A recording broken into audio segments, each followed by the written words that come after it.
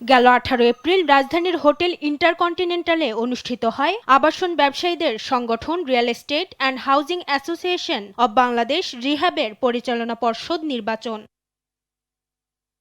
যেখানে ঢাকার ৬১৩ ভোটারের মধ্যে ভোটাধিকার প্রয়োগ করেন ৫১২ জন। অন্যদিকে চট্টগ্রামের ৬১ ভোটারের মধ্যে ভোট দেন ৫৮ জন। সব মিলিয়ে ভোটের হার দাঁড়ায় প্রায় ৮৫%। তবে নির্বাচনের ফলাফল নিয়ে সৃষ্টি হয়েছে ধোঁয়াশা। নির্বাচনে কারচুপির অভিযোগ তুলে পুনরায় ফল গণনার জন্য আপিল করে রিহ্যাব সদস্যদের একাংশ।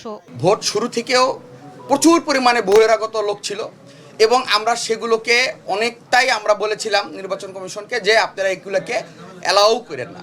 আমরা যেটার জন্য আপিল করেছি সেটা পারফেক্ট সময় আপিল করেছি। ওইখানে যারা কাউন্ট করছে সব ছিল বহিরাগত।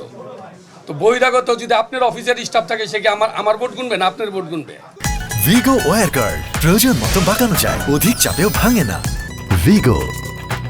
তবে তাদের দাবি মানতে নারাজ নির্বাচিত সদস্যরা। তারা বলছেন সুষ্ঠু নির্বাচন প্রশ্নবিদ্ধের চেষ্টা চালাচ্ছে পরাজিতরা। সেই সঙ্গে নির্ধারিত সময় শেষের পরে আপিলের অভিযোগ তোলেন তারা।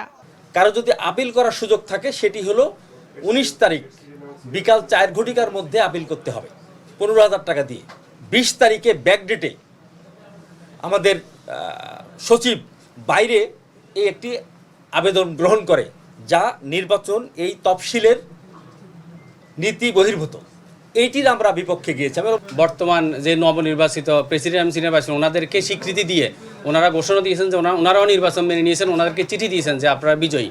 এরপরও এই প্রভাকাণ্ডা কেন এটা আমি জানি না। পাল্টাপাল্টি অভিযোগের মধ্যেই পুনরায় চূড়ান্ত ফলাফল ঘোষণার নির্দেশ দেয় আপিল বোর্ড। মাকদুরা মিতি, দেশ টিভি, ঢাকা।